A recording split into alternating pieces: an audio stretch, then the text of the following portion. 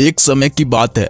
भारत की पवित्र धरती पर कपिलवस्तु नामक राज्य में एक राजकुमार का जन्म हुआ। उसका नाम था सिद्धार्थ। सिद्धार्थ के पास सब कुछ था, राजमहल की शान, सुख सुविधाओं की कोई कमी नहीं थी।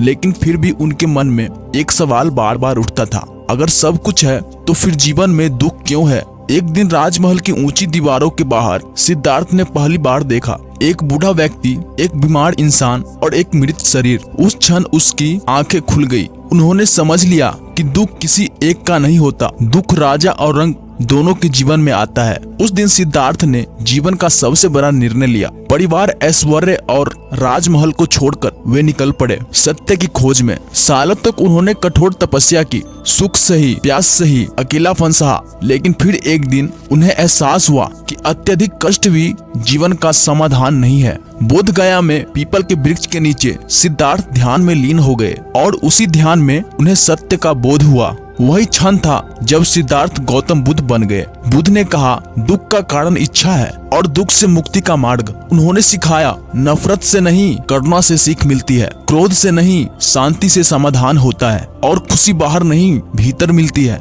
बुद्ध ने कभी चमत्कार नहीं सिखाया, उन्होंने जागना सिखाया। उन्होंने कहा है, हजार खोखले शब्द से बेहतर वह एक शब्द है जो शांति दे। आज भी बुद्ध की सीख हमें याद दिलाती है, अगर जीवन में दुख हो तो समाधान बाहर नहीं, हमारे सोच के भीतर है। अगर शांति चाहते हो तो इच्छाएं कम करो और सत्य के साथ चलो।